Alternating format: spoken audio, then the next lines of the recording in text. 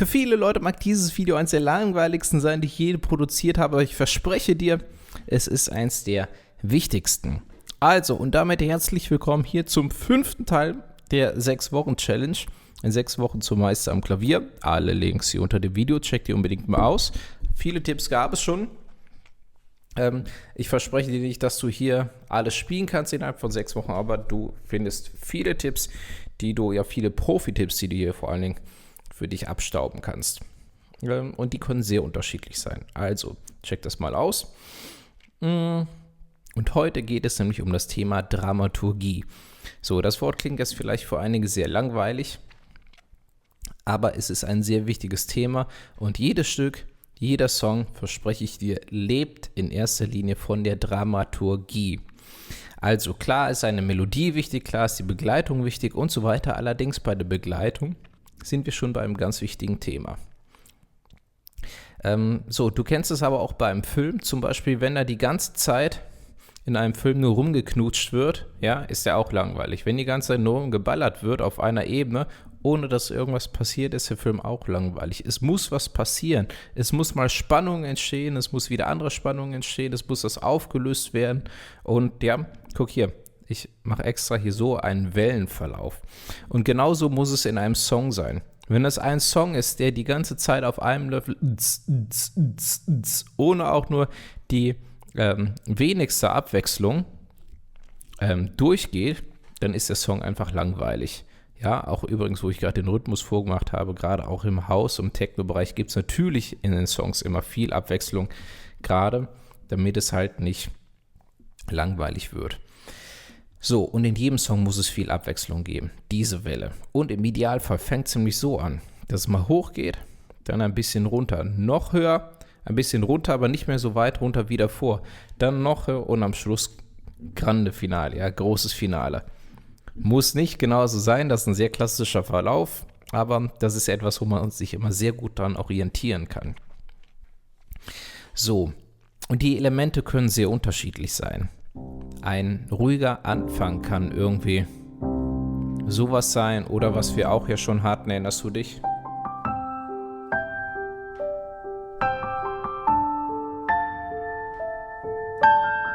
Ja, sowas Liebliches. Das kann aber auch was Rhythmisches sein.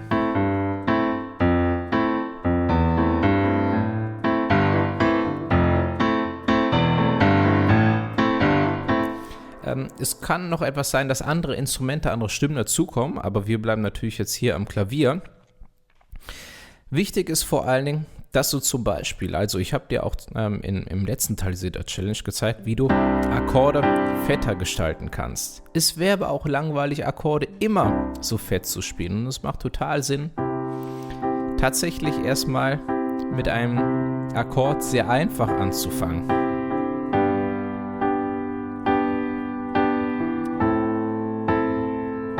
So, pass auf.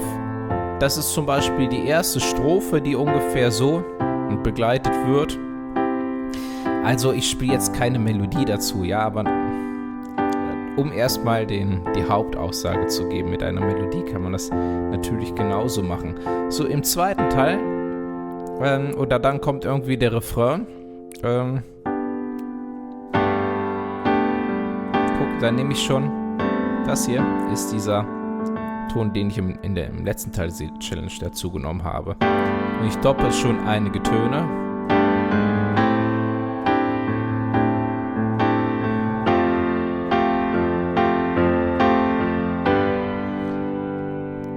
So, und dann kommt die zweite Strophe. Auch hier nehme ich jetzt mal den Ton dazu.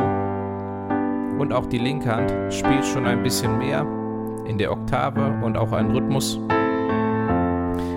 Guck mal, wir befinden uns gerade nicht auf der Ebene, dass du dir jedes Detail anschaust übrigens. Ne? Darum geht es gerade nicht. Aber wir haben schon ein bisschen mehr.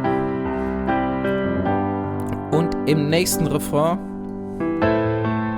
spiele ich die rechte Hand zum Beispiel eine Oktave höher.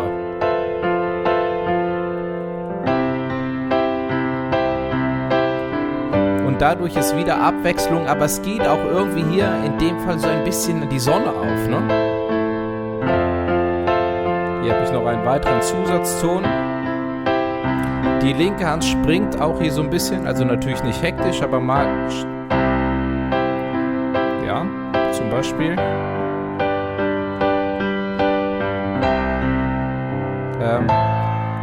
Noch weiter hoch in der linken Hand. Die Hände gehen weiter auseinander. Und dann zum Schluss kommt das große Finale.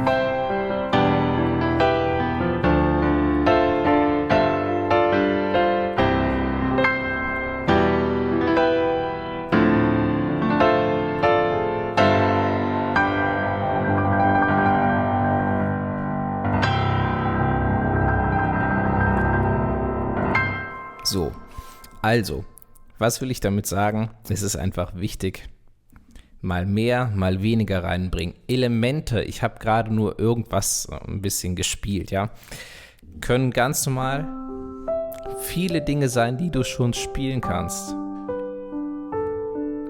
Ja, aber bring ein bisschen Abwechslung rein. Also bei vielen Piano-Tutorials, wie ich das zeige, da ist es sowieso schon vom Stück her vorgegeben, aber gerade Profi-Pianisten bedienen sich natürlich auch ihrer eigenen Interpretation noch dran und bringen da ihre eigenen Elemente rein. Und dazu möchte ich dich einladen, einfach mal da bewusst drauf zu achten, was du machst, dramaturgisch im Verlaufe deines Stücks. Also, apropos großes Finale, dazu, das darf ich dir jetzt schon mal sagen, kommen wir heute in einer Woche, nächsten Sonntag. Das ist quasi der Abschluss dieser 6-Wochen-Challenge. Alle Links findest du hier auch nochmal unter dem Video. Check die unbedingt mal aus mit allen Tipps. Und ja, nächste Woche gibt es dann das große Finale. Ich freue mich, wenn du auch dann wieder dabei bist. Vielen Dank, dass du dabei warst. Ich freue mich über deinen Kommentar, wenn du das Video teilst. Ja, und dann bis zum nächsten Mal.